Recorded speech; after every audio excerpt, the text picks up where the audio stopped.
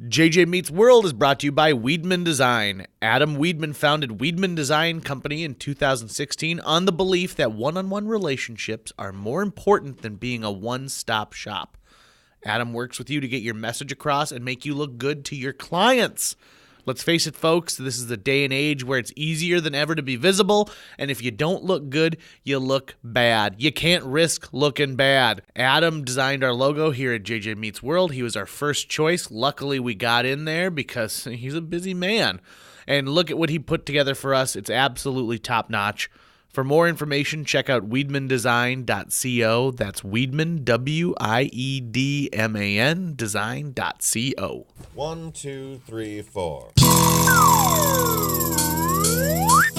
J.J. Gordon, sort of like that Indiana Jones, in that he's always sniffing out his next adventure. Yes, he is. He's always interviewing guests so he can have them on his show and they can talk about pop culture, arts, and leisure. J.J. has his flag unfurled and he likes his french fries curled, and he's fun and then he twirled as he goes to meet the world. He will march into the rain even if his ankle sprained. Take a peek inside his brain. This podcast is called J.J. Meets World. There were, I think, 65 episodes of the show Chip and Dale Rescue Rangers. And the thing that most people say wrong is Chip and Dale's Rescue Rangers. It's not that. It's Chip and Dale Rescue Rangers. People also say Reese's Pieces. That's not right. It's Reese's Pieces. It drives me nuts when someone latches onto something and they say it wrong their whole darn life. I had a friend who years ago was talking. We were like, "Oh, which one of these?" He goes, "Oh, I got Tibbs on that." I was like, "Tibbs? Do you mean dibs?" It's dibs. He goes, "No, I'm pretty sure it's Tibbs." So, no, you sound like a moron. Tibbs sounds like the name of like a pickpocket in a Dickensian story. Be like, Tibbs. Oi there, Tibbs. So it got to the point of where we had an argument, and he called his dad and said, "Is it Tibbs or Dibs?" And he goes, "Well, we say Tibbs in our house because we say dibs wrong." And I will never forget the look on my buddy's face when he had to finally say, "Oh, I'm wrong." We had the same issue with Reading Railroad in Monopoly because it reads as Reading Railroad, but it's Reading Railroad. It's how you're supposed to say it. No, is that right? I believe so. And I was thinking, no, it's Reading Railroad. And I'm pretty sure I had an uncle who was like, nope, it's Reading Railroad. And I think we looked it up at the time, and he was right. So now, I mean, because it's based off of a real rail line, I yeah, assume. Exactly. Yeah, and that was how it was pronounced, apparently. Let's do something quick. Do you play a lot of Monopoly growing up? Yeah. Okay. Let's see if we can name all of the properties in one color set. Is there one color set that you liked more than anything else? Park Place and Boardwalk? No, that is a fool's errand. That's a stupid way to think about like what you want, and that doesn't count. That doesn't count. I'm talking about a full 3 set. Oh, so not a 2 set. It has to be a 3 set. Yeah, because of course those are the 2 most iconic ones. Is Brown a 2 set or is Brown a 3 set? Brown is a 2 set. Okay. There's 2 sets. The best and the worst. Unless you count the utilities, and then you've got the electric company and waterworks. So when I play Monopoly, but you can't build hotels on those. You cannot. No. I like the oranges and the reds, and I'll tell you why. In chance, there's at least one. Go to Illinois Avenue or like go back 3 spaces.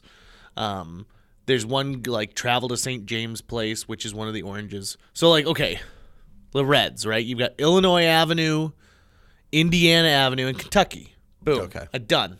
Right there. Can you name 3 of them? I can't. I'm trying to think of a single spot, and I can't think of it right now. St. James. I can think of the colors. It's St. James Place. There's a jail. Yeah. I know that much. Go to jail. Mm-hmm. Did you do the house rules where if you land on free parking, then you get money? Yeah, that's where all the taxes go. Yeah, you put them in the center and get that. I always thought that was a good way to do it. It makes sense. You want to make the money flow as quickly as possible because one of the things that kills that game is if the money's not flowing. Yeah, if you're pretty much just trading back and forth on low rent or something like that. Yeah. One of my favorites was we had a house rule where you would auction. If you couldn't buy a property, so you didn't have the cash flow for it, you couldn't mortgage something, it would go up for auction. And so we'd have auctions against each other for it. Yeah. And that's where the game got cutthroat. I feel like they should have added in the original game, you're building things on certain properties, but they're only really allowing you to build homes and hotels. I mean, they should be able to build other things. You should be able to build like a science center and a movie theater, and you should be able to build like... Who's going to spend money at a science center? If you... like a children's biologists museum or something like that? I don't know. I mean, you need R&D, so like that could be what that is. And then... so maybe if you give up one of your spaces to build a science center, while it doesn't increase the rent, you're able to buy other types of buildings because you've had the development. Yeah. See, now, right here, we're developing a monopoly for the next generation, for the future. Because back in the day when a monopoly first came out, which I believe was like the early 1900s, people didn't need the stimulation that we need now. To them, the idea of building a hotel was like, that's a million years of my hard labor. This might be completely apocryphal, but I've heard it said that the game was originally made basically as a critique of capitalism, to show how soul killing it can be. Because everyone has the story of trying to play Monopoly with your family and then everyone just not talking to each other for a couple days afterwards. That's specific to that game. Flipping the board, all that kind of good stuff. I would probably agree that that's probably why it was there. I mean, also, it's sort of the dream, right? For you to be this rich tycoon. Sure.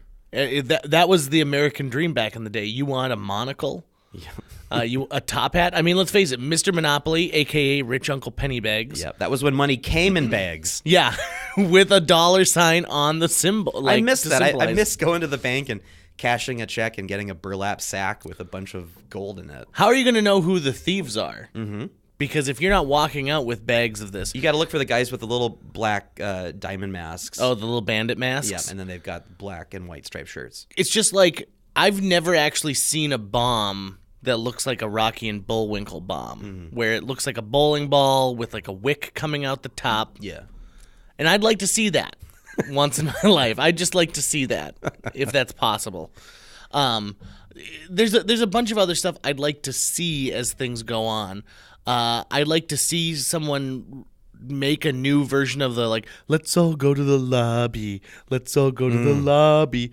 I think that those are hilarious. Yeah. And if I remember correctly, it's not just the things dancing. It's not just the popcorn and the pop and the hot dog dancing. Yeah. But they go through this whole show like it's a circus. And the bun... The hot dog bun is taming like a hot dog, is similar to what a lion tamer would do. And so the hot dog does flips, and then the bun opens itself, and the hot dog jumps in. And going to the movies used to be different. It used to... you didn't just watch commercials for a while. Yeah. They found ways to try and get you to go back to the lobby and enjoy, some more snacks and things like that. And now all the days, we've only got Marcus theaters in the Fargo Moorhead, with the exception of the Fargo Theater. Yep. But who still do not show ads. Yeah, but I mean, Marcus now has been in town here for a while, and it's one of those things where do you think there's anyone in town here who doesn't know the music that Marcus plays? Oh, the ba-ba-da-ba-ba, like the beginning? Working in audio for JJ Meets World, we need like a sound library. And so one of the sound libraries out there that we use, I was looking through it, and they have the Marcus theme song. What? And it's way longer than the cut that you hear. Oh, do you want to hear it? I do. I've wanted this to be my ringtone for so long. I'm going to pull this up, and we're gonna listen through the full Marcus Theater song before it's been edited down. And we'll see how many people still listen to this podcast after we do this. Oh, yeah. Okay, here it is. Yep, exactly as I remember. Oh! Is that different? Yeah. Dun, dun. I remember this part. Dun, dun. Oh, there we go. That's different now. All right, strap in for the next 2 minutes. Can you imagine if we sat through a 2-minute version of the song before every movie? I can. Like, why didn't they make a 2-minute version where it's like, please throw your trash away? It's because they got to recycle the new clips every year. So, like, you know, it's probably still got, like, Johnny Depp and Pirates of the Caribbean in it. That's one of the things that drove me nuts is when they used to have a longer version of the intro, is that it's like, you got to keep your movies up to date. I remember thinking, I'm actually awaiting to see the sequel to a movie you're promoting in this right now. Come on, guys.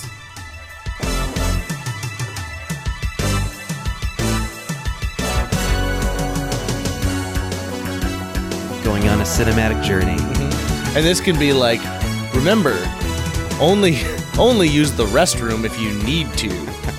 I think that they could come up with some great things to add. They could add some more rules to the restroom stuff too, like no eye contact. Yeah. You know, that's an issue.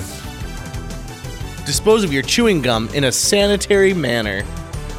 This is strange. I'm having a Pavlovian response. I want popcorn right now. Me too, so bad right now. Also, it's weird because the studio is light, and I'm like, are they going to dim the lights? These chairs are not nearly as comfortable as the chairs at your local Marcus Theater. Oh, boy. All right, we're on the home stretch. 30 seconds left.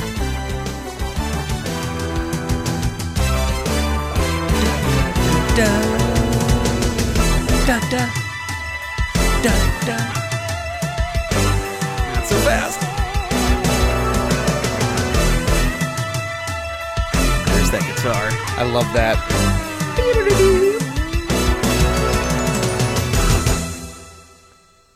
That's it. So some person mixed that in their basement using their synth and using, you know, just a couple other like instruments that they have.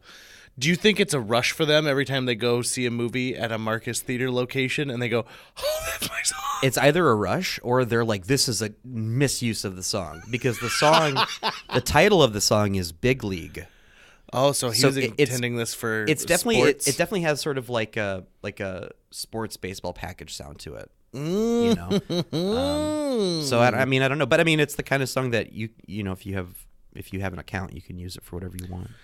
So this is a great way to intro our next guest because... Oh, yeah, I guess so. Yeah, Brent Brandt is a frequent moviegoer, movie lover. He sees everything. I think of myself as somebody who sees a lot of movies, but Brent really sees everything. He not only goes to the regular Hollywood movies, but he also takes time to go out there and check out the stage plays that are showing live. He sits through all the film festival stuff. He, in fact, himself founded a film festival. Yeah, in South Dakota, the South Dakota Film Festival in Aberdeen, which I go to almost every year, and it's fantastic. And here's the thing that kind of, I think, separates Brent from the pack, from other people, is his ability to get stuff done, and his ability to for his film festival, one of his main primary roles was to bring in big names to the festival as a draw and show them a good time, and he's done that so well. You know, Stephen Tobolowsky and Molly Ringwald and Kevin Costner, Anthony Michael Hall. I mean, the list goes on, and he's a guy that he just knows how to get it done. He's got a ton of energy, and he's fantastic. He also has a great wardrobe. He always wears these like bright patterned shirts. So you can, it's great if you're meeting him somewhere because you'll always be like, oh, there's Brent. Oh, yeah. Brent also works, his day-to-day job is for a company called Hero, which is like healthcare equipment recycling organization. And they do some pretty cool things out there. And when I needed to borrow a wheelchair, I was able to borrow a wheelchair from him. So it's not what you know. It's You've got a who you guy. know. You need a wheelchair, I got a guy. Yeah. You need a CPAP machine? A used CPAP machine? I got you covered. I know what's going on. But Brent has a ton of really great stories about hosting, celebrities when they come to Aberdeen, or now, he's relocated to Fargo. He's got a really interesting life and a really interesting perspective. Yeah, and he's got a crazy talented son. I don't know if you've ever met Nick, but Yep. I mean, Brent is going to know another celebrity really quick because Nick is going to go on and do some pretty great things in this world as well. Now I feel like we need to convince Brent to open the next South Dakota Film Festival with Big League. Yeah, right. Well, we've got it. You've done the work to find it. We have it. All right, now how do we turn that into a ringtone? By the way, can we make a ringtone out of our JJ Meets World theme? Sure. I've had a lot of people ask. Have you? Yeah. Sure. People have been reaching out to me on all of our social media accounts, Twitter, Facebook, MySpace. But they're looking for LinkedIn. something called JJ Meets, MEATS World, which sounds like it's a butcher shop in the Pacific Northwest. No, we don't want them to do that. No. Well, I've answered their questions because my dream job as a kid was being a butcher. So, did you know that? No. Yeah, that's Really? what I want. That's what I wanted to be when I was a kid. I thought being a butcher would be the coolest thing ever. That's because you saw butchers in like Disney movies and stuff. Like they're the local butcher, and it's like, bonjour, and you've got some sausages. No, it was specifically Sam the Butcher from the Brady Bunch. He's the one who nailed down Alice, and she was a quirky. Ann B. Davis was a quirky gal. But nobody dislikes their butcher. Think about it. Have you ever met someone who's like, yeah, I don't like the butcher. I don't like this guy who gives me the delicious meats I enjoy. This is why we need a call-in line, because We don't have a call-in line? I feel like you just made a really broad statement that you are asserting as being empirically valid, and it might not be. I bet there's someone out there who's like, I'm in a small town. There's only one butcher, so I don't have an option. And every time I get the meat, it's brown.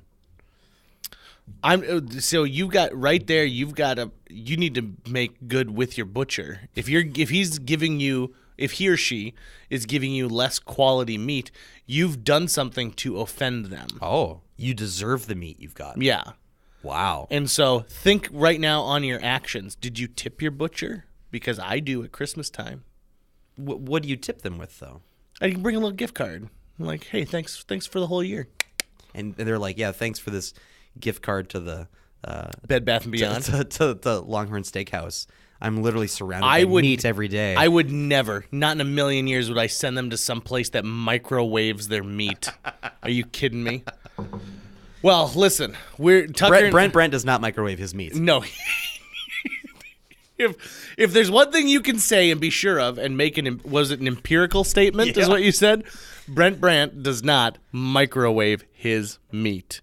So without further ado, ladies and gentlemen, let's welcome Brent Brandt to JJ Meets World. Brent Brandt. JJ Meets World. You're not allowed to smoke in here, so you're going to have to put that out. Yes, All sir. right, Brent Brandt is my guest today. Brent, welcome to the podcast studios. How are you? Thank you. I'm awesome. Excellent. So first things first, of all the celebrities you've met, who has been the coolest? Wow, that's a grand question, J.J. Gordon. I know. It's going to segue right into my second question. That is so my this answer, is perfect. J.J. Gordon. Oh, that's... Well, of course. Who's cooler? Oh, you got to set your bar higher. But Well- I appreciate that. That being said, I was thinking the other day about my celebrity, and it has never really allowed me to get ahead in the grocery line. It hasn't? You know that Tom Hanks is not waiting at a Whole Foods. He gets right to the front. He does. He brings 30 items into the express line, and they just wave them through. Now, Rita Wilson, I don't know. Right up there. You know, you think so? Yeah, you think of course. she should Yeah, skip yeah. up? She wears a badge that says, I'm Tom's honey. Right? Goes right to the front. The local paper recently had an article when Rita Wilson was diagnosed with breast cancer, and the way that they had the webpage formatted said, Tom Hanks has breast cancer. And then it's a picture of Tom Hanks and Rita Wilson at an award show. And I was like, oh, my God. Well, there was an ad between the top of the headline, which was Rita Wilson, wife of, Oh, sure. and then Tom Hanks has breast cancer. Gotcha. That was a scary moment for me because I'm a big Tom Hanks fan. Me as well.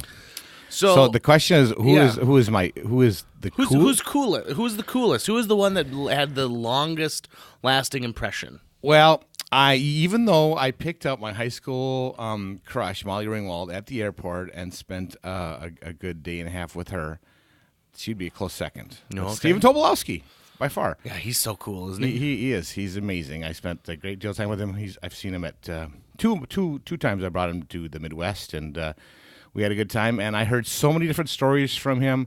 They were never the same, and they always made me laugh and cry. And he was just a great guy. We talked awesome. at length with him about how he keeps bees Correct. now. And he and his wife, Anne, were saying how they have too much honey. Yep.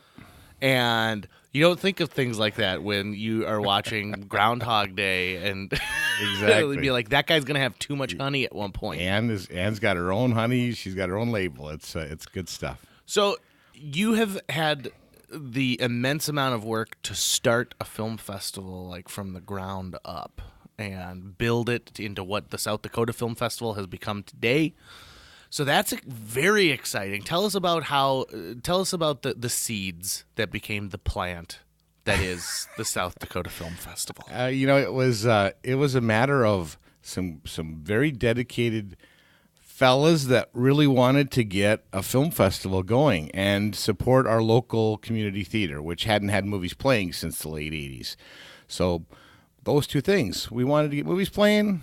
South Dakota didn't have a film festival. Let's throw one together. And we did, with not a ton of knowledge of how to do it, but we got lucky. We got some good films the first year. We got some good people that came to represent those films. We had some fun. The local community got behind it. Got some sponsors to support what we were doing, and then it just kind of grew. Kevin Costner got to our festival the year after that, which made the festival sell out, and people, bust in from all over to come see Kevin Costner, and that was amazing. And we just thought, well, every year is just going to be a sellout. It's going to be easy peasy, but it was a lot of work. Every year you had to wade through films, and you had to encourage people to come, and but it was worth it. It was a lot of fun, and we did some good things for that community and that theater. And a year-round job, right?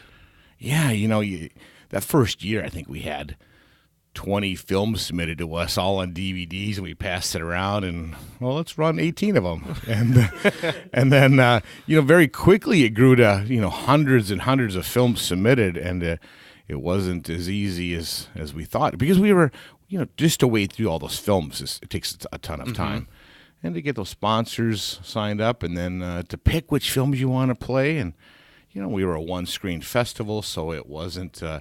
We weren't running hundreds of films. We took 380 films and narrowed it down to 60 films, and then to make it, we very, very quickly we said we were going to be the Good Guy Festival. So we're not going to send an impersonal email out saying, "Hey, sorry, we're not running your film." We actually called the filmmakers and said, "Hey, you're in," or "Hey, I'm sorry, we're not running your film," which kind of boggled people's minds that we were actually making phone calls. But that was cool. We became the Good Guy Festival, but it took a lot of time to do that as well. But again, it was worth it. It was a fun festival. We brought great films to town and great filmmakers from all over. One year we'd have filmmakers that came in from Washington, D.C. and Washington State, everywhere in between.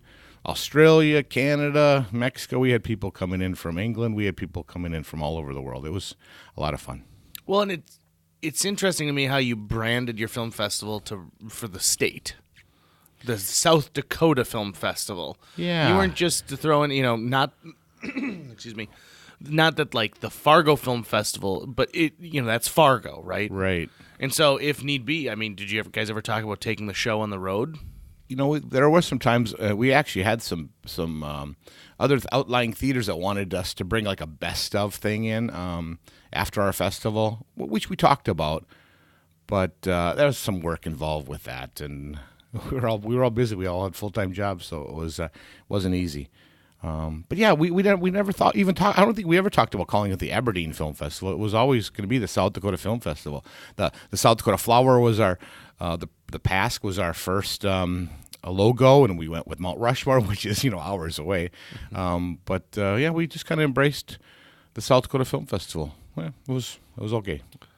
You got a great story about some people trying to get there who had some flight trouble involving, was Anthony Michael Hall? Yeah, it was a couple years ago, and Anthony Michael Hall, you probably know him from Breakfast Club, 16 Candles, and Vacation, a million other awesome movies. But Anthony Michael Hall was coming to our festival. Stephen Tobolowski's first year to come to the festival, along with a bunch of other filmmakers, were flying in on a Wednesday night, and I'm on stage doing a Q&A with a filmmaker on Wednesday night, and my phone buzzes in my pocket, and I look and I see that it's Anthony Michael Hall. So I better take this. So I leave stage and leave Tom on stage to do the rest of the Q&A, and it's Anthony McCall, and he's getting diverted to Kansas City because there was some rain in Minneapolis. And for those of you who have a map of the United States handy, put a pin in Aberdeen and put a pin in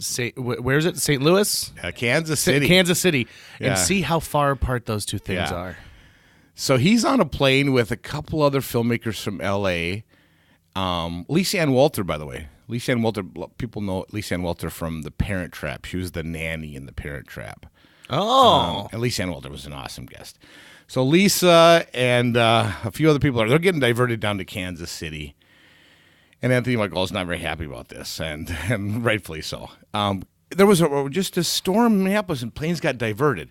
I got a call from him. So then I'm going to my office to try to figure out, what I'm going to do with this situation. And at the same time, I get a call from Stephen Tobolowsky, who's on a different plane coming from the West Coast. But he's telling me, yeah, we got Sully flying our plane, so we're going through the storm and we're landing. so which was awesome. So Tobolowsky, and he's on a plane with no other filmmakers. And he's soloed, and his wife was with him, so he's flying solo. So he ends up getting to Minneapolis, but then doesn't get the flight to Fargo. So he's stuck in Minneapolis. So I'm dealing with him being stuck in Minneapolis, not sure when the next flight's going to be to Fargo. There was a nurses' strike in Minneapolis at the time, so all the hotels in the area were booked by these nurses, and then these incoming flights, the people that were stuck there, they were grabbing hotels as well. So I'm dealing with Anthony McCall, trying to figure out what I'm going to do with him, trying to find him a hotel in Kansas City. Same situation. Everybody got diverted to Kansas City, so I had to find a hotel for Anthony Michael Hall like an hour outside of Kansas City. I had to get an Uber for him. I had to get the hotel for him. Nothing easy. Same thing with Tobolowsky. I'm trying to find him a hotel room because I find out that there's no flight coming to Fargo to Aberdeen that night, and same deal. The closest hotels I could find for him were like St. Cloud or like Rochester or I'm into Wisconsin. It's crazy. Actually, I have an aunt that lives in Minneapolis, and I called my aunt. And I said, she's not really a movie person, but I'm like, Stephen Tobolowsky's stuck in Minneapolis. Can he stay at your house tonight? So I'm working on that. Well, finally. See, here's the story. Then finally, Anthony McCall, he didn't want to wait at the airport in Kansas City. So I got him an Uber, I got him a hotel. So he's all covered. But those other filmmakers in Kansas City, they waited around the airport long enough that at like 2 a.m, they flew them to Minneapolis. And I'm still in my office dealing with this. So now they're flying to Minneapolis. So now I'm trying to figure out where I'm going to put all these people. And Tobolowsky, in the meantime, actually tried to get out of the airport, but couldn't figure out how to get out of the Minneapolis airport. Gates were closed off. It was a big mess. So he said, I'm just going to sleep on the floor. So he lays down. And he's a tall guy, so he's taking up a lot of floor space. Yes. So I'm not exactly sure where he's at, but he's sleeping in the Minneapolis airport at the same time that Lisa Ann Walter and my buddy Mike and my friend Rainey, a director of one of our features, they land in Minneapolis, and then I say, go find Stephen Tobolowsky. He's in the airport somewhere. Find him, and then I'm going to get you guys all an Uber ride somewhere and get you guys a room to sleep in. So they're rocking around Minneapolis airport yelling, Needle Nose Ned Ryerson, where are you? So he actually heard his name and got up and found these strangers, and then they all got together, made friends. I got him Uber. And I got him a place to sleep in Hutchinson. I found a hotel in Hutchinson, so they slept in Hutchinson, and then the next morning came back to Aberdeen and flew to Aberdeen. And then Anthony Michael, he's stuck in Kansas City. I had to get a charter plane to go down to Kansas City to pick him up the next day. And this is all going on while you are actually hosting a night of the film festival. Yes. We were finishing up. It was about 10 o'clock when I got that first call. So we were finishing up the Q&A. And so then I missed the after party, which is honestly my favorite part. So I'm missing the after party Wednesday night, dealing with all this stuff. I was in my office all night long, and then dealing with all this flight stuff. But it worked out. They got to town, and Anthony McCall was an amazing guest, and we We did a little Q&A with him on stage, and he told stories. Working with John Hughes, we ran 16 Candles, and all these moms were bringing their kids to 16 Candles, and he was taking pictures and talking to fans and signing autographs, and he was an amazing guest.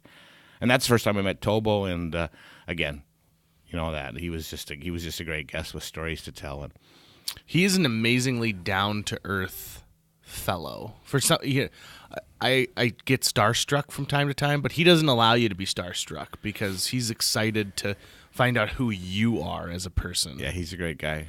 So this last year when I had Tobo in town, we did an event in Fargo, and then I took him out to Jamestown and Bismarck. He had a new book, My Adventures with God, which is just a bunch of great stories that Tobo has told and written down and made a book out of it. So I took him on a little book tour. So we did this little North Dakota tour, and then we went down to Aberdeen, and then he was on Deadwood but had never been to Deadwood before. So I took a little time off, and we just did a little book tour. So I had spots lined up for him in Pierre and Rapid City and Deadwood, and it was fun. We would go to. The first time it happened was we went to Pierre. We did our event in Pierre. He told us stories, and we sold some books and talked to fans. But then we went the next morning to a coffee shop in Pierre, and we just sat at a coffee shop. And the people, he's got the face that everybody recognizes him from something. So we just sat there having coffee, and the people just started coming over and saying, "Are you that guy from Groundhog Day?" Or, "Are you that guy from Garfield?"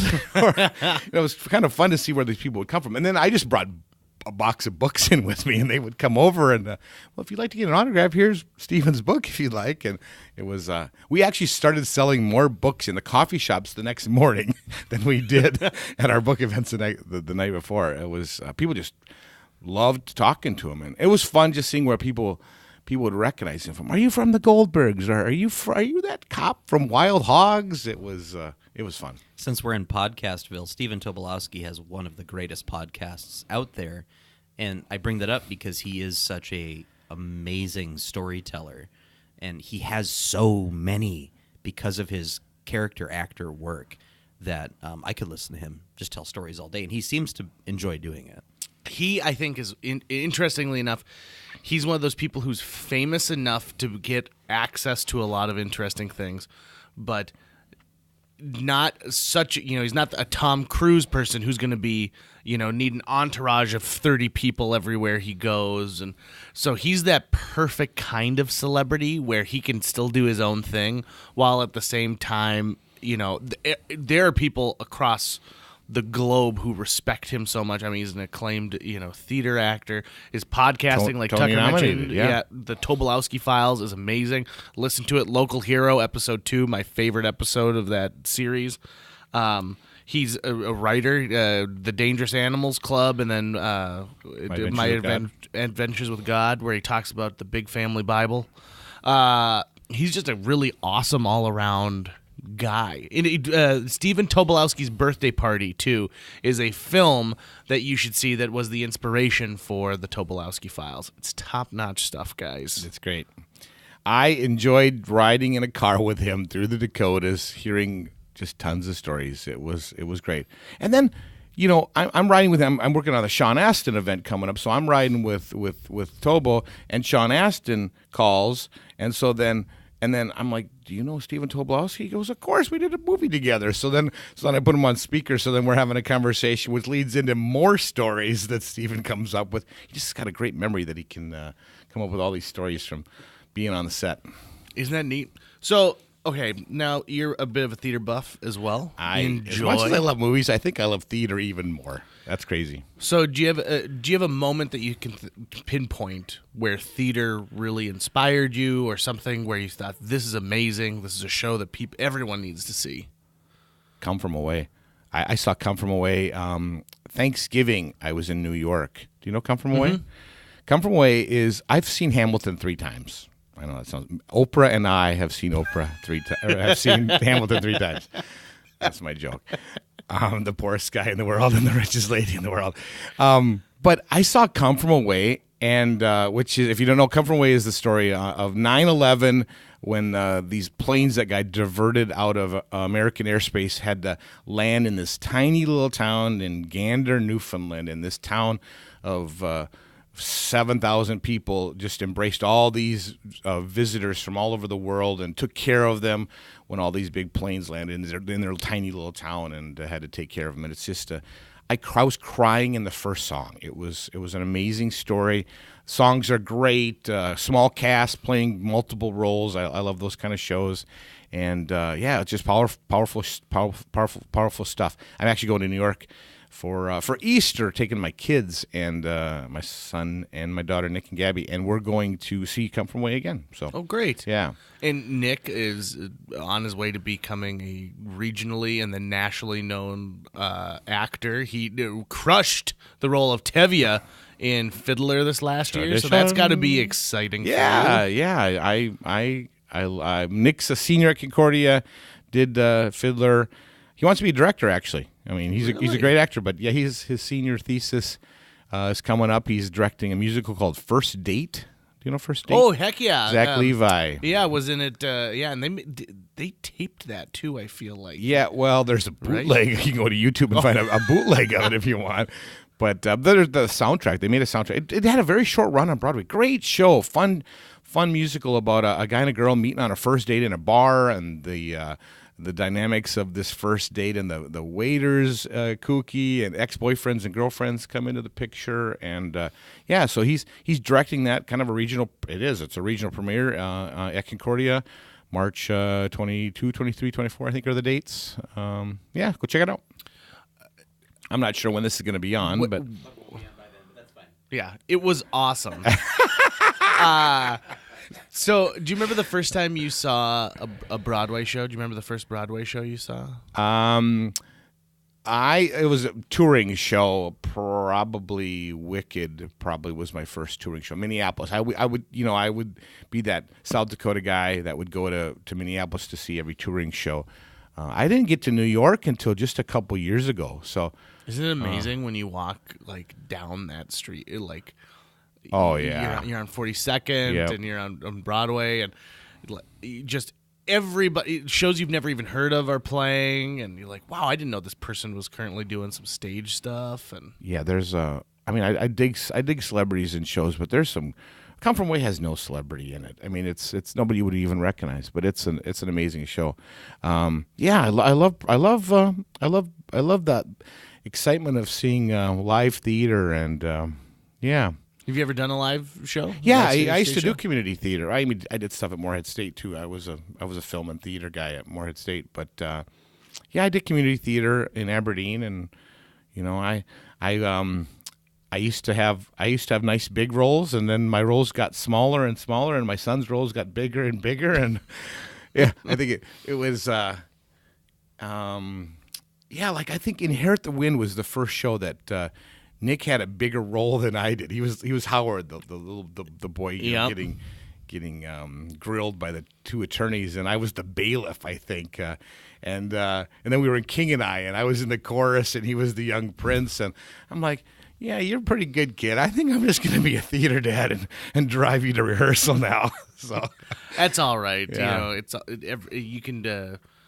You can be the Rose to this situation, huh? Exactly. I haven't missed. Thinking more like the Morgan Freeman. Oh, sure. You're his. Yep. He's your Daisy. Exactly. Driving Good. Mr. Nick. That's it. I haven't missed a show of his at Concordia, by the way. Really? Not a show. You're a pretty good promoter of seeing everything. I don't know how you find all the time to do it, because I turn you down on a constant basis. You do. I saw Hand to God like 5 times, JJ. Did you really? You're amazing. Yes. Oh, thank you very much. I appreciate that. So it was like a year ago, wasn't it? Yeah, it was about a year ago that we did that show. I just moved to town. I didn't know who you were, but you were amazing in that show. I've only done three theater pieces since I've been in what I would consider an adult that are not improv based. The first was La Cage aux Folles when I was in Chicago, and that was awesome. That was amazing, because that was the first time I worked with people who were part of a union, and so that was pretty nifty. And then I did The Underpants, which is a German play that Steve Martin adapted that Tucker directed. Oh. And Not Captain Underpants. not Captain Underpants. It could have been, but we decided to go with something a little better. And then Hand to God. So 2 Theater B shows in Fargo, and then I didn't remember what the name of the crappy theater company was. In Chicago, theater companies are a dime a dozen. Everybody's got their own theater company, and it's always named after some Chicago landmark, like we're the Sears Tower Players. Oh, sure. Yeah, or we're the Miracle Mile Magicians. And it's all just crappy stuff like that. And then they all aspire to be the next Steppenwolf. But there's a lot of room in between, the Lenny's hot dog troop and Steppenwolf. But I saw a show there We're called the murder crime rate mountaineers. yeah. I saw a show there called Superior Donuts with Michael McKean. I know that show. Yeah. Phenomenal. What CBS has done to that show, turning it into a sitcom, is nothing short of kicking a nun in the teeth. It is. They watered it down so much, and they took the bite out of that thing and added a laugh track. I couldn't believe it. And whoever wrote Superior Donuts must have gotten just a horrible deal when that thing was on Broadway, because he must not have made any money at all. That's why he had to sell out to CBS. Ugh. Why CBS? Why? Damn you, CBS. But is interesting. Brent, I have a question, JJ, if you don't mind.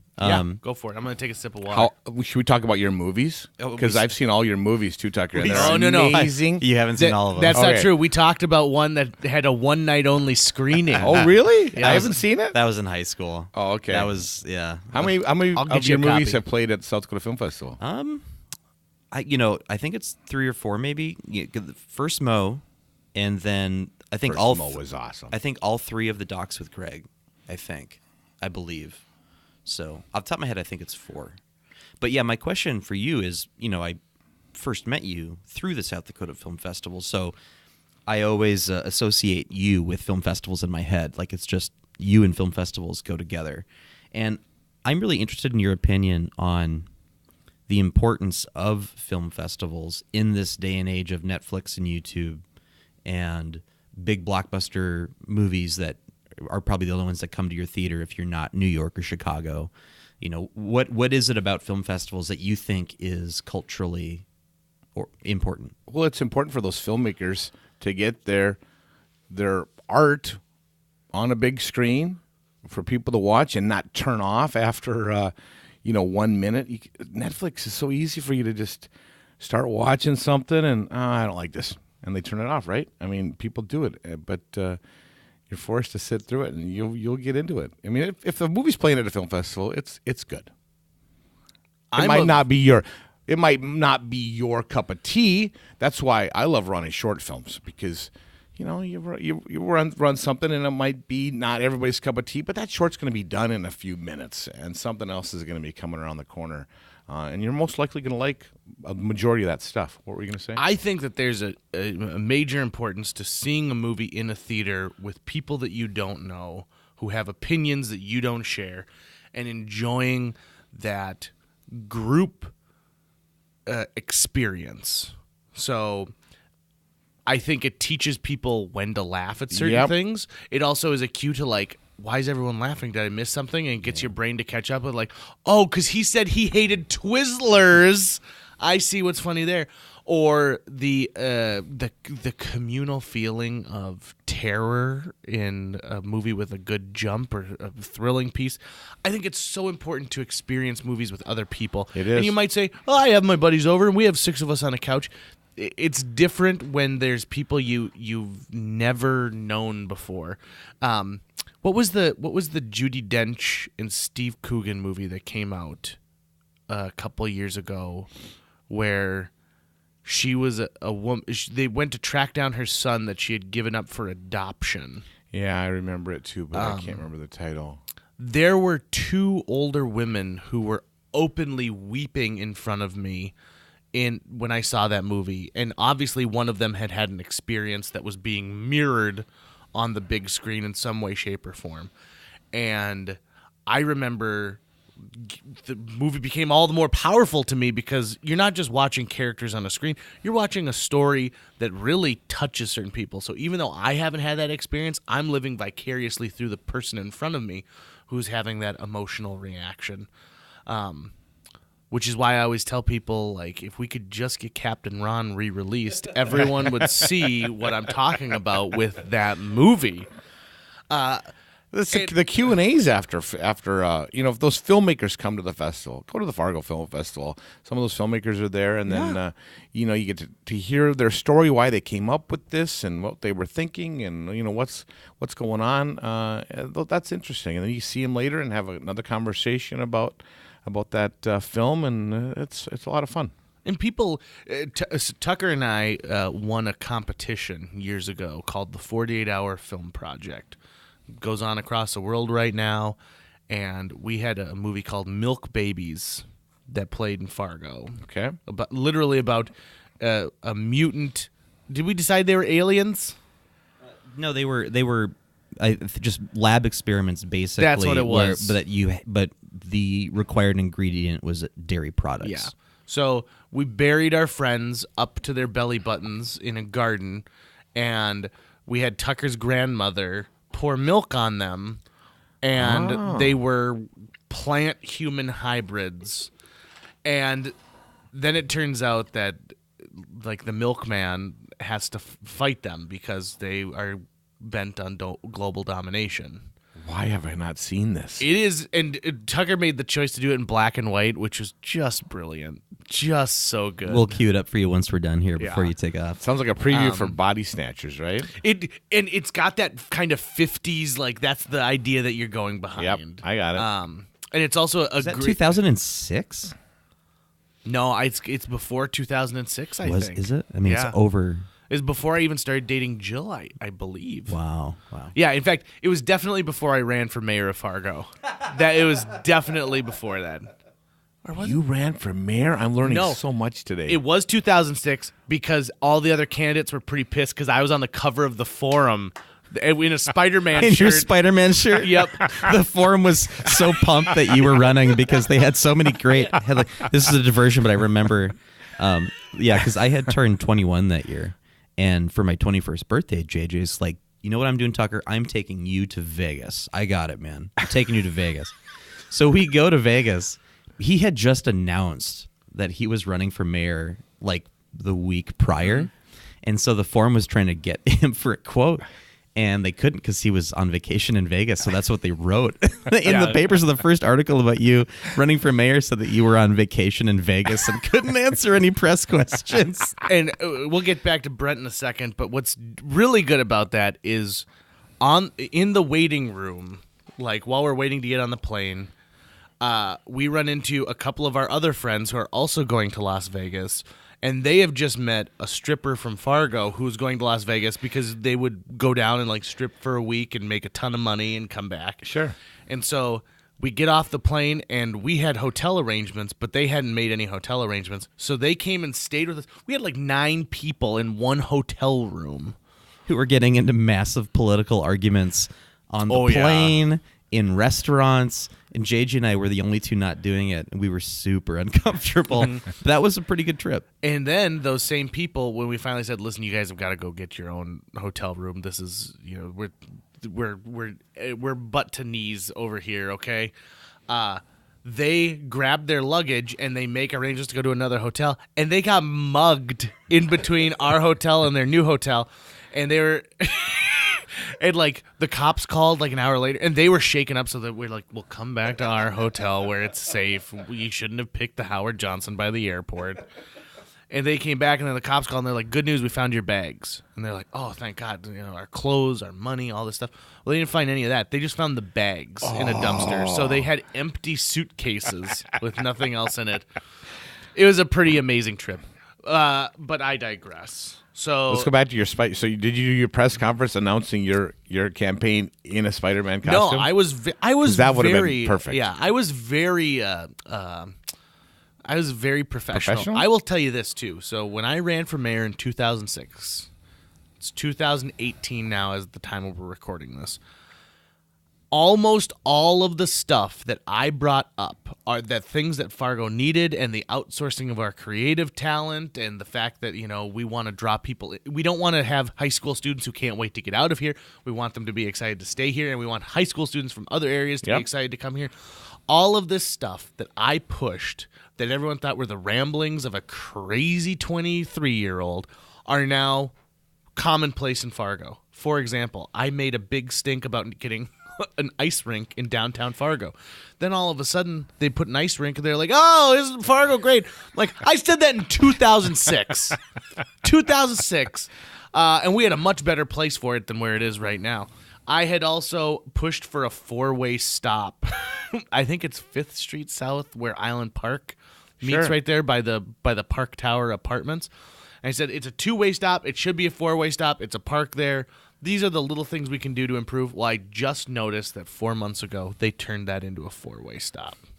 They've had all your ideas written down, and they're just slowly checking them off. That's exactly what it is. Yeah. In fact, one of the candidates offered me a deal to take a dive because I must have been trending in a poll he took, but he said, "Listen, I think it would be a sexy move." Now he approaches me in a bathroom and tells me, "I think it would be a sexy move if you pulled and told your support to, you're behind me." He was pulling an LBJ on you. Yeah, exactly. He was trying to strong arm you and we were judging the JJ wagon. Yeah, we were judging the Rib Fest at the time. So I've got my face is covered in barbecue sauce. We're standing at a urinal, and he's asking me this, and I thought, well, this is politics. Yep. Best thing about that election, though, is you did not come in last. Darn tootin', I didn't come in last.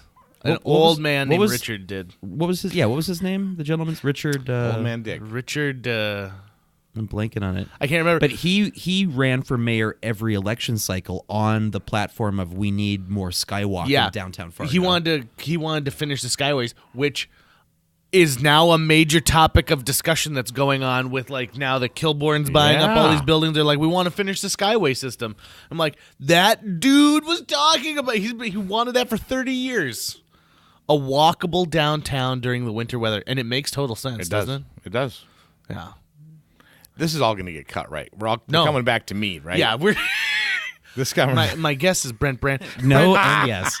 I'm looking. You brought a notebook here, and it's a TEDx Fargo notebook. Where did you? I have spoken twice at TEDx, and I have not received a notebook. I stole this off the gift bag pile that said JJ Gordon. Did it really? Yep. Oh, I knew it. Yep. I didn't now know I'm just you stuck with a bunch of buttons. You didn't get one of these? No. It's I didn't get a cool TEDx Fargo. For you. Yeah. You know, Brent, honestly, I wouldn't be surprised if I saw you running for office one day. You're one of the most organized, energetic dudes I know. Brent Brandt for mayor. Brent Brandt for mayor. Comptroller. Do you want I me to will get the wear a paperwork started for that? Spider-Man costume in my... If you ever do become mayor, I need you to promise me one thing. I'm there. What is it? I need you to wear the mayor sash all the time that you see in movies, but you never see in real life. In TV shows, the mayor who has a sash that says mayor. Yeah, like in The Music Man. Yep, you need that all the time at every official function. I don't know why if I was ever given a sash. Thank you. I would be wearing it nonstop. Of course. If I was like Miss America, why does she ever take the sash off? Or the crown. Yeah. Just find a way to sleep in it. Exactly. And, like, otherwise, how are people going to know what you have accomplished if you don't have a sash? If I ever became mayor, I would carry that big key with me. I stopped wearing my well. graduated high school sash just like 2 years ago. Oh. There you go. You know? And it's only because it's so stained. It was useful. You don't need a resume. You just point to the sash.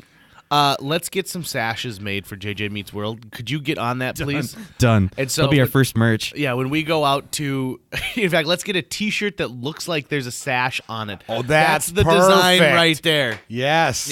Yep. I think we just accomplished it. Well done, team. Well done. We got there. Brent, tell me something that you are secretly ashamed that you love, and that you're going to tell the world right here, right now. So, for example, I'll lead by design. I have got an affinity for eating Mexican Village hot sauce with yellow corn tortilla chips, but with strawberry yogurt as well. So I'll eat chips and hot sauce, spoon of yogurt. Chips and hot sauce, spoon of yogurt. So it's sort of like fire and ice at the same time.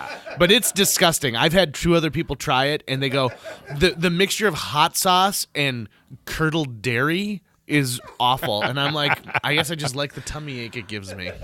I'm with you. Well, JJ, you're the same dude that for years your nightly and morning ritual was that night he'd open a can of Diet Coke, but then leave it out so it became warm and flat. And then the first thing in the morning, that's what he'd grab. Just chug it out. Flat. To this day, flat, room temperature Diet Coke. Which is why I think I like fountain Diet How Coke many the most. Jenny Craig points? It's a warm, flat Diet Coke. I am allowed all the diet soda I can handle. I will say, though, I just read a study that it's not a study. That's the wrong word to say. I read the ramblings of a woman with a blog about how she has read studies that link diet soda to dementia, which runs in my family. And so now I'm only drinking these chocolate dream shakes by Jenny Craig, which have 100 calories but 4 grams of fiber. So How much protein? 12 grams. Oh, this is a good. Yeah, it's a good little shake. And it actually it tastes really good too. That's the nice thing about it. I brought my lunch. Is this podcast sponsored by Jenny Craig? It's not. Hopefully, it will eventually. All right. I've got a laundry list.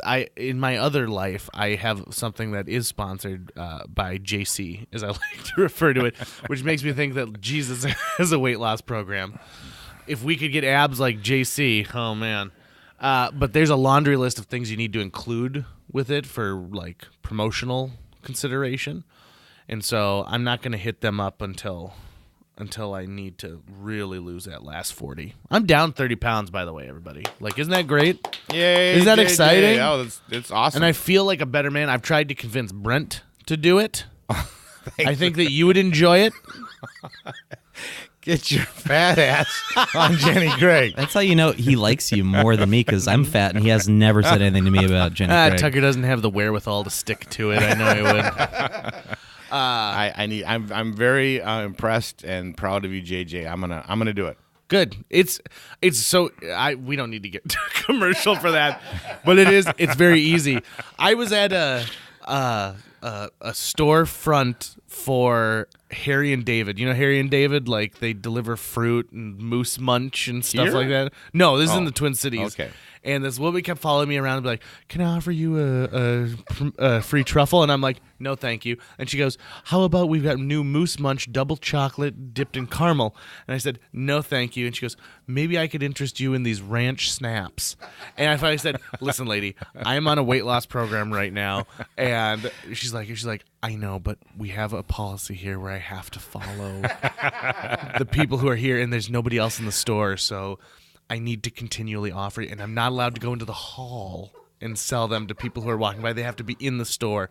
And I said, "All right, so should I pretend to take one?" She goes, "If you take one, I can leave you alone." Oh. So I take one, and I don't bother putting it in my pocket. I just hold it between my thumb and index finger and walk it around, keeping it away from me, like just by accident. I'll accidentally like, "Oh no, oh, I ate it," wrapper and all. So, what's your embarrassing thing? Let's tie this thing. Oh, there was around. a question in that. And not embarrassing. Embarrassing's the wrong word. What's the secret? I want to know what your secret is. It's a shame, right? Secret shame. Yeah. My secret shame is that even though I spent a good amount of time with Sean Astin, brought him to Fargo, we did a fun event, and then I brought him down to Aberdeen, and he was a great guy. I have yet to watch Stranger Things Season 2. Spit take, what? I know. Well, I kind of found out from Sean, some details as we were drinking and eating at Vinyl Taco. Commercial by Vinyl Taco. Insert here. So I kind of knew what was going on, but I love Season 1. And then, he's in Season 2, and I have yet to watch that. Season 2 is strong. I know. It's very strong. I know it is. There's so much. There are so many things that are out there that I want to see. It's hard nowadays, isn't it? Tobolowsky, he's in He's in shows that I don't watch. You watch the Goldbergs? Well, I watch the Goldbergs. But what was the who's Stu? He was Stu in what show? Oh, in Californication. Californication. He's amazing. They find ways in Californication to constantly put him in a Speedo. Yes. In fact, I wanted to ask him, I was like, did they have to enhance that, or is that all you, big guy? all him. I'm impressed. Have you watched White Famous? He's a tall man. He is a tall man, very tall man. He's also pretty like hairy, and he plays a producer in Californication, and he does such a perfect like a movie producer. He does a perfect job. I haven't watched White Famous yet. So he's like in like 3 episodes of White Famous, and I've watched those episodes that he was in. So and he's wearing the Speedo in every single one of those episodes. So he's just he plays a very interesting character, Stu. Yeah, he had he's a great. series that I think was on Comedy Central for a while called Hollywood, Florida. That was really good. Okay. It was really funny. It was a real shame that didn't last longer. So I watch weird things like. Do you watch LA to Vegas? It's a TV show. It's that flight that goes from LA to Vegas on the weekend, and all the eccentric strippers and gamblers. Is it that are a on those reality shows. show, No, or- no, it's a real TV show. The captain is Dermot Mulroney really, or Ooh. Delmot McRooney or or Colin McNeary. So you're saying me is that sweet my best friend's wedding residual cash needed to be supplemented a little Exactly. bit? Right? It's the guy from Fargo, the wood chipper with the accent. Peter Stormare. Yes, right? very is it Stormare? good. Is that? Yeah, That's his I think name. that's Yeah, I Peter couldn't Stormare. come up with that name. He's on that show. He's a gambler on the show, and it's fun.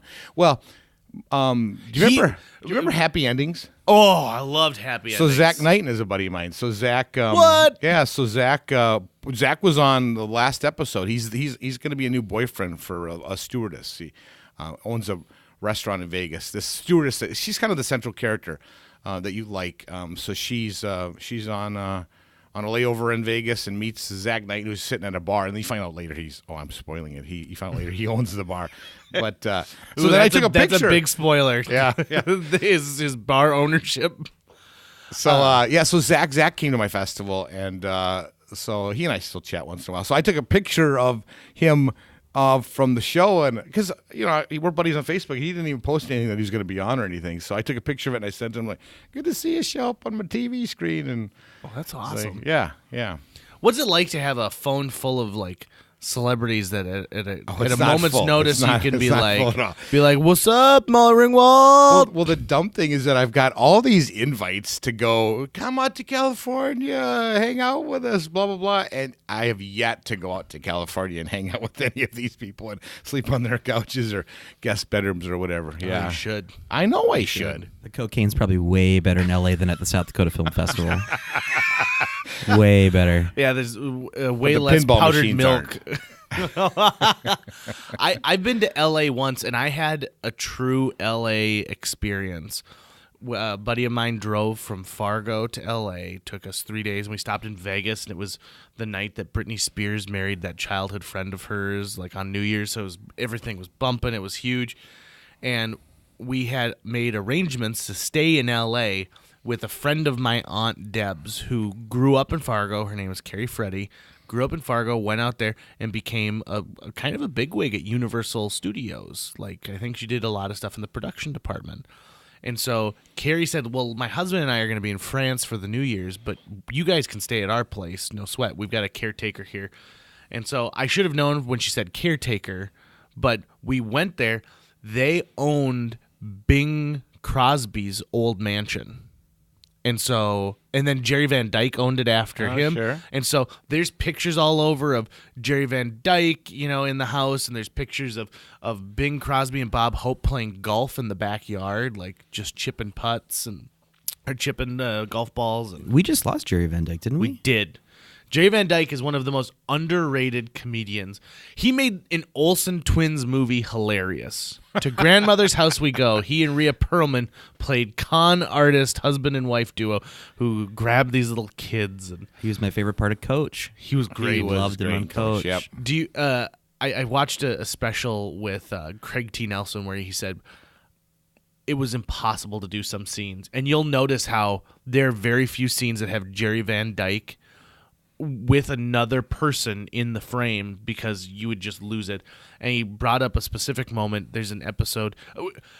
Why don't they do this anymore? Do you remember like when TGIF would be like every single show is going to Disney World, like, and then they would find a way to cross, you know, into all these shows.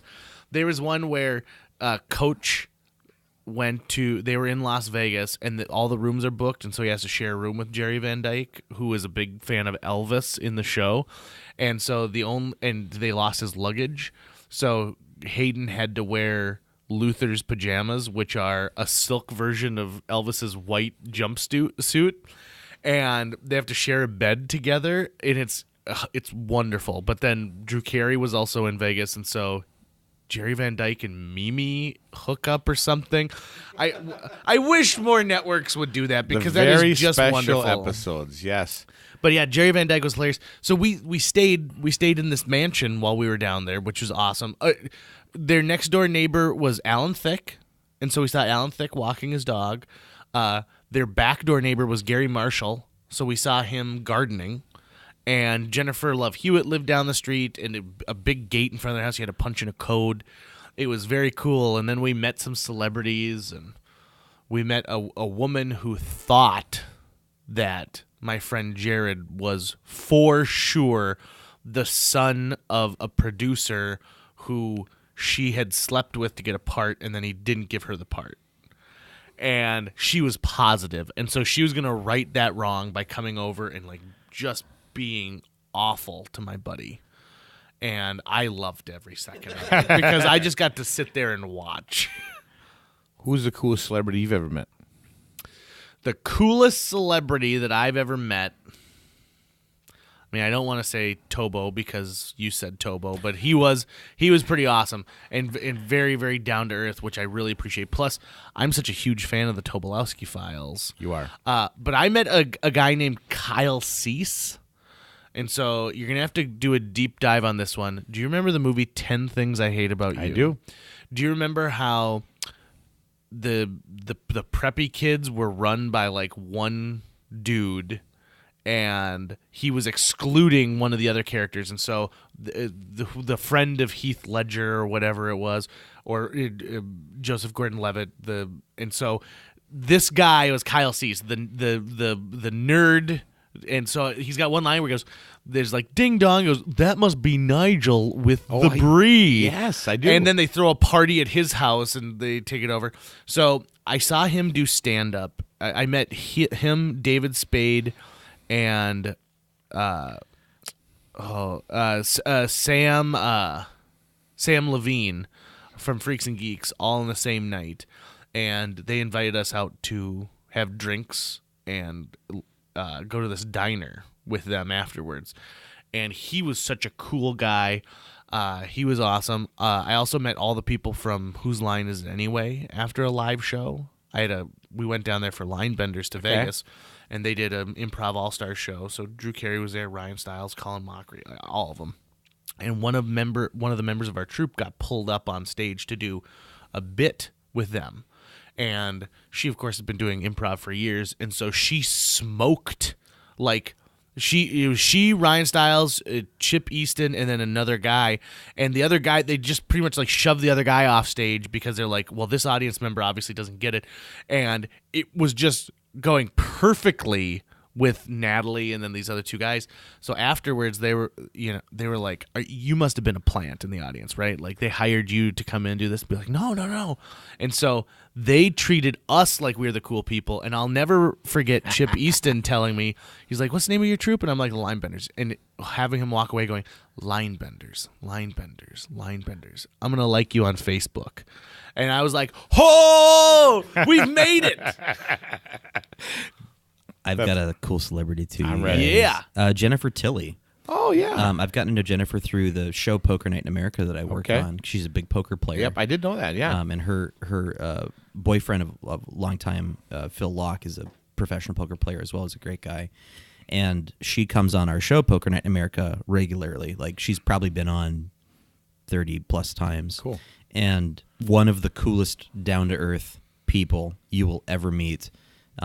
Hilarious and incredibly giving to her fans. So every time we go someplace, there's usually some like Bride of Chucky fans or Bound fans that show up, and she'll sign stuff and talk to them about them. And just one of the coolest. Dancing at the Blue Iguana. That is not. No one has brought like a still from that. That's unfortunate. Yeah, or even Bullets Over Broadway, which she was nominated for an Academy Award for. And she's hilarious in that. Yeah.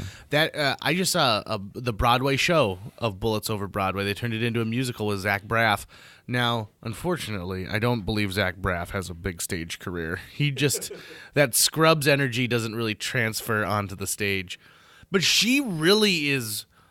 She's much funnier than people give her credit for, and I feel like it's unfortunate because she's been pushed into these roles. Yeah. And she could do so much more. She's brilliant, and she has a very deep understanding of comedic timing, which I think if an actor has that. Well, you take a look at Liar Liar. Oh yeah, she's great in Liar Liar. I asked her because I did a long form interview with her for like about an hour and a half, and I asked her if was that her hand grabbing Jim Carrey's ass, and she said, "Yep, that was one of the first things we did." And we had to do it a couple of times, and he kept like coaching me, like, "Yeah, I really get in there, really go for it." Interesting. My favorite Jennifer Tilly movie is Let It Ride. Do you remember Let It Ride? I know what you're talking about. You never seen it? It's great. Richard Dreyfuss is a gambler who just has the day of his life. Everything he bets on, he can't lose, and Jennifer Tilly's his girlfriend. It's really funny. Really? She had a couple of stories about working on that, and that was fairly early on in her career, so she was pretty young. Yeah, she was. And yeah, she was getting bimbo roles because she was beautiful and because she had the most interesting voice. Right. You could probably notice, but and she gets that about why she gets cast in that way, why she's good at playing that type. But there's a lot more going on under the surface there with her. She's incredibly smart, and she does a lot of theater too. Still, our friend Willie Block, his younger brother, did a one act with her at a festival. Oh, I didn't know that. That's awesome. Not too long ago. Yeah. So anyways, I met Jane Kazarinsky at She Loves Me. Do you know the musical She Loves Me? It played on Broadway. Zach Levi was in that as well, and Gavin Creel. So we were in the front row. I love sitting close when I can. So we were in the very front row. I mean, we are this between you. I mean, we're 4 feet away from the stage, and Jane Kazarinsky is doing her thing, and I'm laughing at everything. And then after the show, I get to meet her, and she gives me a hug, and she says, "You gave me so much energy tonight. You were laughing at everything." And she was very, very, very, very nice. So, celebrity encounters. Who I love doesn't it. love a good celebrity encounter? yeah, that's what part of what I really Harrison Ford. Harrison Ford. He flies away from them. I've always heard that there's certain celebrities who just, it's not that they don't like people, they don't like the attention, but it gives them anxiety. Leonard Maltin on his podcast talks about interviewing Robert De Niro and how Robert De Niro hates being interviewed. Just makes him feel uncomfortable. He gets very self-conscious about what's going on. So usually he makes a producer sit with him, or Scorsese or whatever it is. And I think Harrison Ford's another one of those people who just, it's not that it's all about privacy. I think he just doesn't know what to say to people, right? Especially because he's originated all of these roles that people have such a strong feeling towards. And that's great. But, after he was done playing Indiana Jones, he gave the costume back. He didn't write the part. He didn't direct it. Mm-hmm. In fact, the only reason he shot the guy with a scimitar is because he was sick. Right. And so I hate when I see people who are just being hounded. I've seen some celebrities who just get hounded, and I'm always a little embarrassed for the general public when It that gets to happens. be too much for them. I know. I mean, you must have some really good tips on how to handle celebrities. Well, you don't. You got to give them some space and let them. When they get here, they don't know what to expect. I've picked up so many people at the airport, and they, even though I maybe have talked to them and kind of given them an idea of what's going to happen, they get here now. They're not sure if they're going to get mobbed at the airport. Although, I'm not bringing Kevin Costner to town every day, but these people, they don't know what to expect. But they get here and they find out that, that they can walk down the street and not get mobbed. And that's even though here in the Midwest, we don't see celebrities every day. But when we see them, we don't go crazy. We're very, nice and welcoming, but not overwhelming, right? I've always wanted to open a resort just outside of the Fargo-Moorhead area that caters to celebrities, because in my opinion, they could come here and have a nice vacation without having to be mobbed by a bunch of people. And it's not like that there's going to be like TMZ is not going to set up a Fargo office, right? So I think you'd find it to be pretty easy. And like the fact that we have celebrities here all the time because of the Jet Center. Right. So, Tom Hanks has been to Fargo many, many times.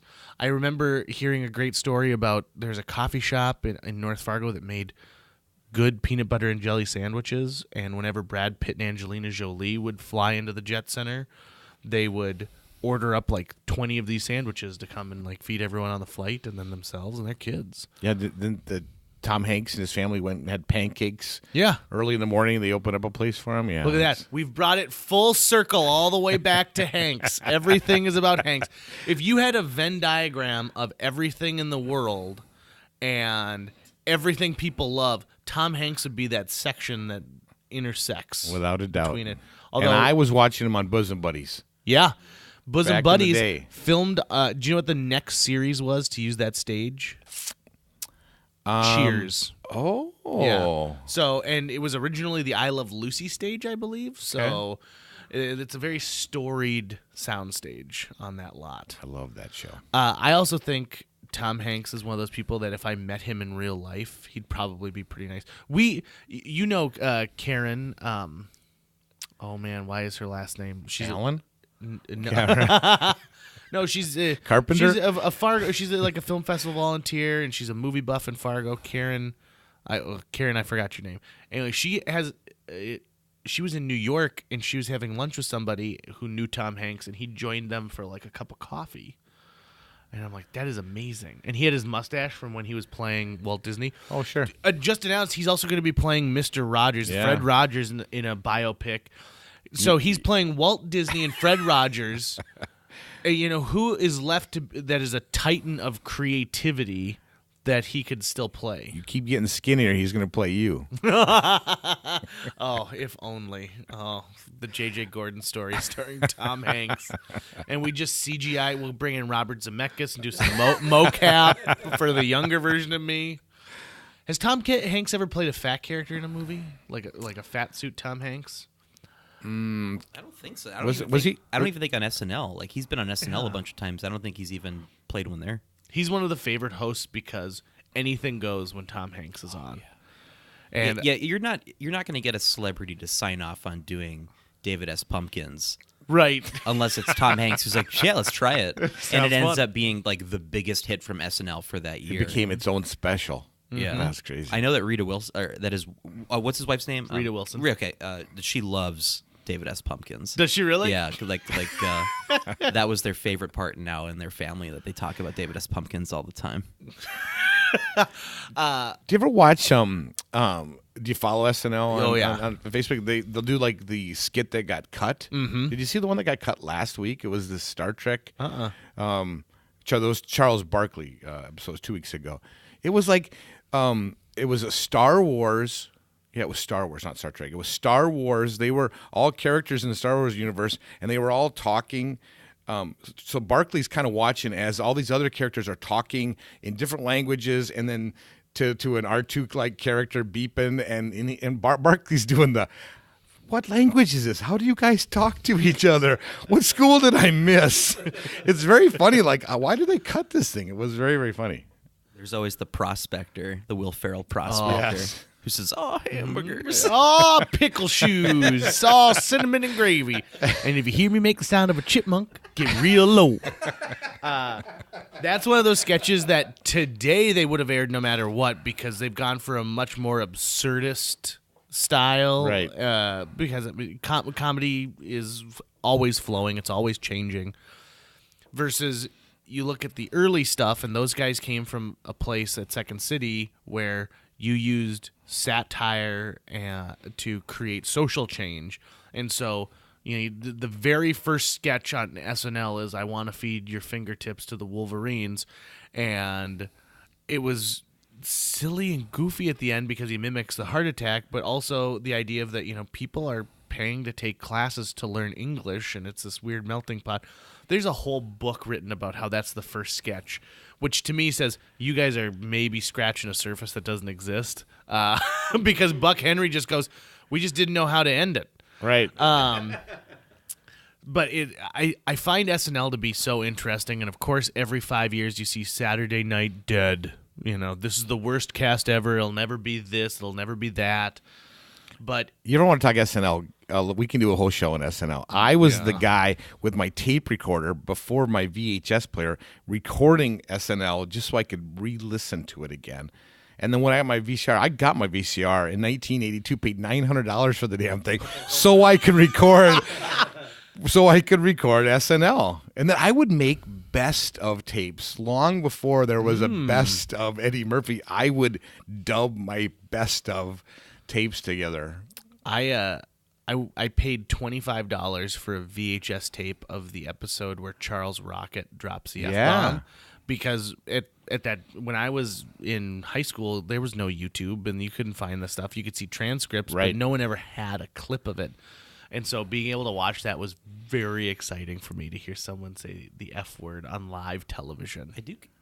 I do kind of miss those days where there was something magical about not having YouTube or the internet as an access point to rare, sought-after videos, and that having to get it in trade somehow on VHS tapes. So when I worked in public access TV, that was like a lot of the meme or viral videos of that time were only on tape. You couldn't see them online. So 100%. The farting preacher was one that everyone had, where someone had taken, I forget which televangelist it was. It is now on YouTube, but this televangelist was known for making these faces all the time. And so someone went in and made a supercut where they would add farts to every time he would do that. And it was amazing. The only way you could get it that was on VHS, so we had one copy at the studio that I'd play for people when they'd come over. I was also a big fan. Tucker went to a public television convention and came back and said, these are all the things that people showed me that you need to see. And one of them was this woman who hosted a show. It was like in the corner of a warehouse, and she had a piano, and she invited people from her church to come on and sing church songs. And the way she talks, she goes, and now is this person doing this? They're a very good person. They go to my church, and we're going to have John Dacre. He's going to sing That's More, which is very popular with the kids today. Okay. And he's forgot the lyrics. Yeah. And so it's just awkward to watch this guy, because she introduces him. She goes, his name is John Dacre, okay? And so then she starts playing and goes, I'm John Dacre. And you're right. There was a time when those were like VHS tapes passed from person to person. Have you ever heard the story of Raiders, those kids who did a shot-for-shot remake? Yeah. Oh, yeah. I love how that Which story played started. here at the Fargo years ago. It did. Have you seen this is you don't need to pay attention to this, Brent. Okay. But have you seen that the documentary they made about those guys? Well, the one that they had, like obviously they filmed Raiders, but the one where they gave them a production budget to go finish it. Oh no. The scene, the airplane sequence is the only one they didn't have, and so it's a documentary about them finishing that last sequence as adults. It is phenomenal. That's amazing. And because everyone's got other jobs, and it's awesome stuff. But yeah, we'll have you love SNL. We'll have you back. In fact, my buddy Rob and I would take and we would dub like a music, like just the music artist, because again, like you said, you didn't have YouTube, so if I wanted to see, Tom Petty do his thing, you want to Sinead O'Connor rip Sinead the Pope O'Connor in ripping, half. exactly, yeah, it was. Or like a. I have tubs of VHS SNL things. I I love them so much. I don't want to throw the damn remember- things, but they're all on YouTube. I remember because I'm a huge Ben Folds 5 fan. Yeah. And when I was in school, they were still together, and they played on SNL. And I watched it, and I remember going, that looks like a band that's about to break up. And I swear, 2 weeks later, they announced that they were gone. So, like, I'm sure I can find it now, but I've always wanted to look at that performance again and see if I was right. Like, that they did look like a band that was about to break up, because they didn't look like they wanted to play together. Some of my favorite sketches are the ones that you can't find, and for whatever reason, they don't include them. It drives me nuts that there are not full episodes online, that they have to cut certain sketches, and it comes down to royalty stuff. You would think that NBC Universal would have been smarter. They've been around since the radio days. Come on, NBC, get your crap together. But there was there's a sketch where it was some guys standing at the edge of a polar bear tank at like a zoo, and for some reason they keep jumping in, and then they just throw buckets of blood up at these guys who are looking down. And he's like, well, he almost made it. He goes, if he just went a bit quicker, well, I can run fast. And so it's these guys jumping in, and it's stupid and silly and absurd. And it took me years to find the polar bear sketch. There's another one, too, where do you remember the old Samsonite commercials where the gorilla is throwing around the luggage? Luggage, yep. So it's kind of a parody of that. It's two guys having a conversation that has nothing to do with luggage, but they're baggage handlers, and they're throwing this baggage to get on the thing, and the way they're throwing it gets bigger and bigger to the point of where at one point one grabs it and he's spinning in a circle and just launches it. And those are the kind of things I really like. Jim Brewer's in that as the bellhop, I believe. Yeah. I remember that one. It's good stuff. Sometimes they would cut a third song, like Paul McCartney was on, and he did his 2 songs, but then at the end of the show, they must have had some time, and he did a third song, but that was never aired when they would rerun the show. So someone got a private the 150 people in Studio 8H got a private concert. No, they aired it on the first show. But like when they did I reruns, see. they would always add more commercials, or they would edit it down to an hour from an hour and a half, so those kind of things got cut. Well, we need to become friends with Lauren Michaels and find that out. Darn tootin'. Our guest, Brent Brandt, thank you very much for being on today. Brent Brandt for mayor. Brent Brandt for mayor. Sashes for everyone. If you moved to, like, Glendon, you could probably have a fighting chance to be mayor. There you go. And, Brent, anything that you want to promote that people should see or check out? I mean, you already gave a shout-out to your son who did an amazing thing that existed before this podcast airs. Oh, okay. Or people might be listening to it in 2025. Our Sean Astin event, I work at Hero, and I did a thing with Emily at the Fargo Film Festival with Sean Astin, an evening with Sean Astin, and I got some plans to do something else, so keep your ears open for another celeb coming to town. We'll do something fun. And check out Hero. You guys have always got amazing stuff going on all the time. Like them on Facebook. Do you have a Twitter account too? We do, yep. All right, Hero.